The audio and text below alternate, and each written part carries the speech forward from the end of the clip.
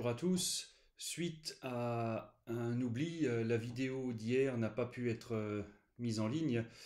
Aussi, on passe par ce biais-là, par une rediffusion du texte, enfin de la prédication d'hier, donc dimanche 20 mars. Le texte de prédication se trouve dans le premier livre des rois, au chapitre 19.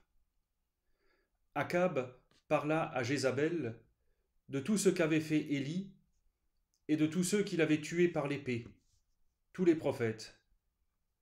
Jézabel envoya un messager à Élie pour lui dire « Que les dieux me fassent ceci et encore cela, si demain, à la même heure, je n'ai pas fait de ta vie ce que tu as fait de la leur. » Voyant cela, Élie se leva et partit pour sauver sa vie.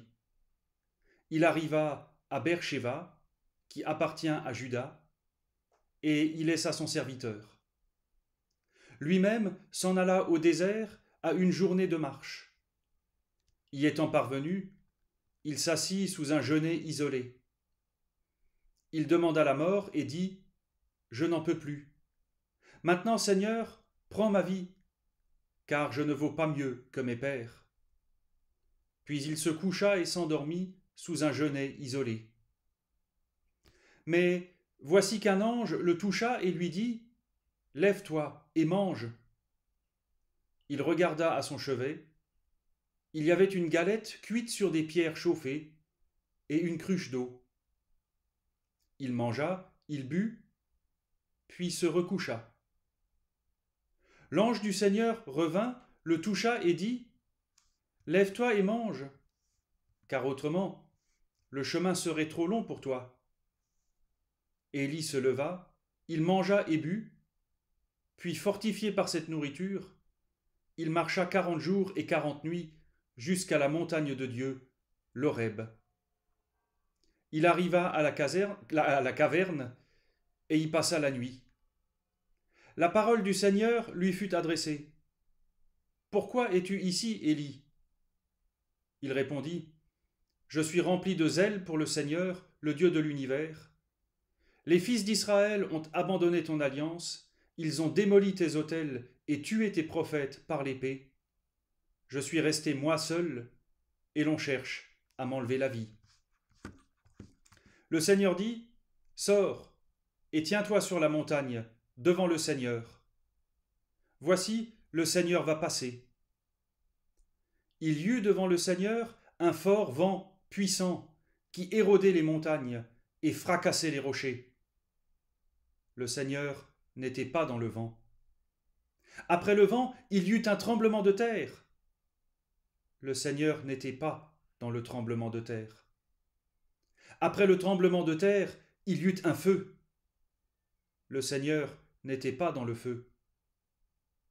Et après le feu, une voix de fin silence.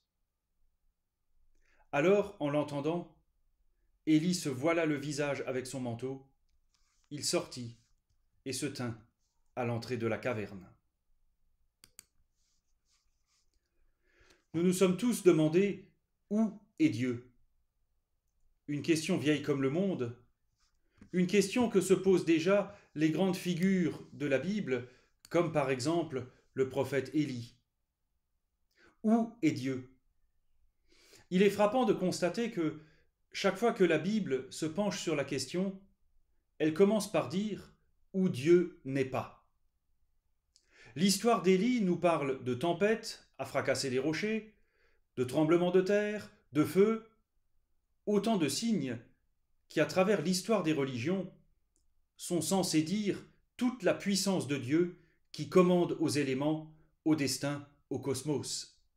Quitte à être Dieu, autant que ça ait de la gueule.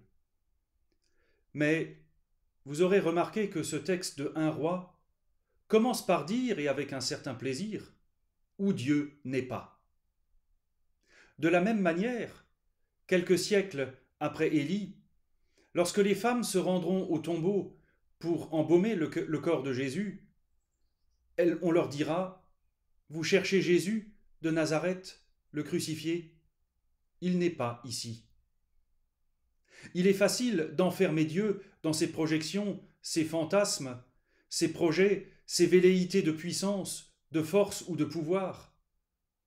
La Bible commence par dire « où Dieu n'est pas », parce qu'il n'appartient à personne. Il n'appartient à aucune chapelle.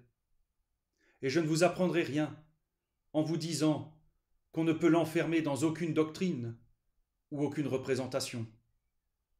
Non seulement il est bon de le rappeler, et c'est pour l'avoir dit et redit que Élie est pourchassé par un pouvoir tyrannique, mais en plus de dire où Dieu n'est pas, la Bible est assez largement iconoclaste.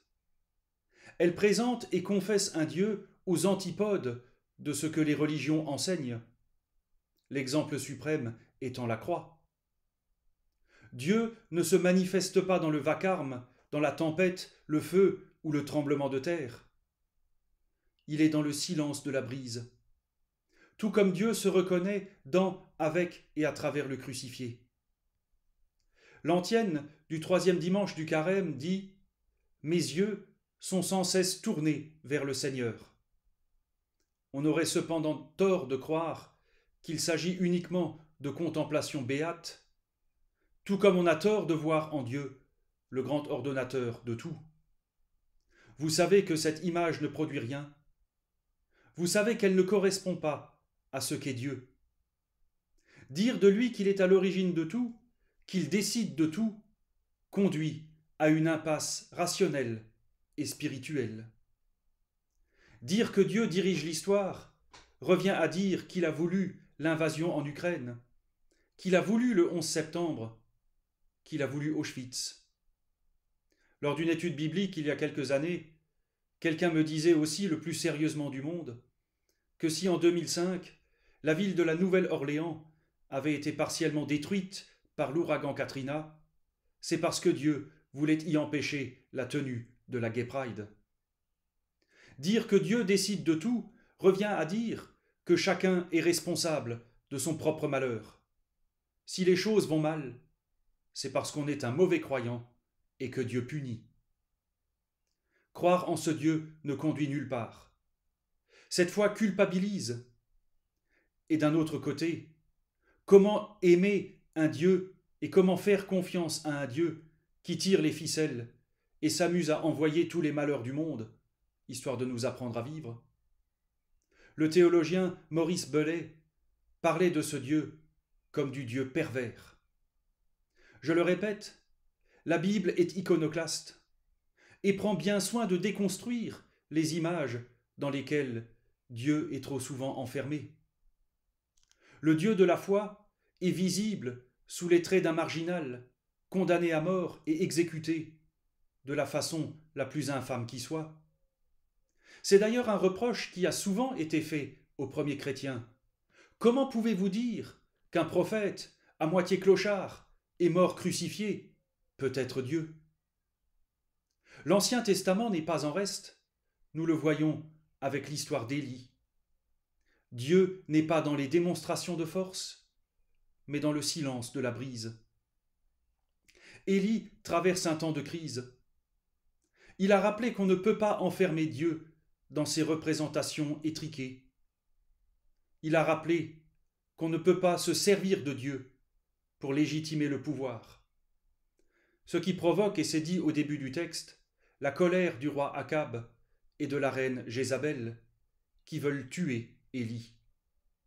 Comme le dit le proverbe, toute vérité n'est pas bonne à dire. Il est à bout et va jusqu'à demander la mort. Pour un lecteur contemporain, Élie présente tous les symptômes d'une dépression, avec son lot d'angoisse, de peur, de solitude, d'insécurité. L'impression aussi que tout ce qui rattache à la vie, tout ce qui fait le monde, tout ce sur quoi la vie se fonde, s'écroule. C'est cette douloureuse expérience que ce qui a été ne sera plus, et qu'après un temps de douceur de vivre, vient le temps de l'épreuve. C'est ce que vit Élie et ce que vivent tant de femmes et d'hommes marqués par la vie et qui souffrent du silence de ce Dieu pervers.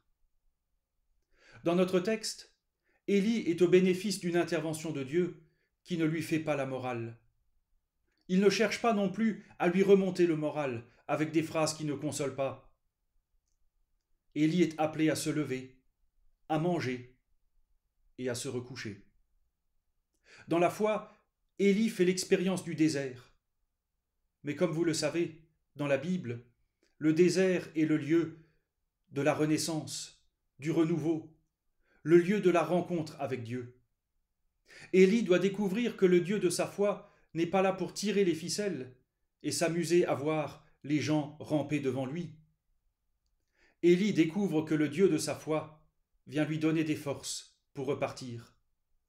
Il fait cette expérience qu'avant de changer le monde et l'histoire, la foi doit nous changer nous-mêmes.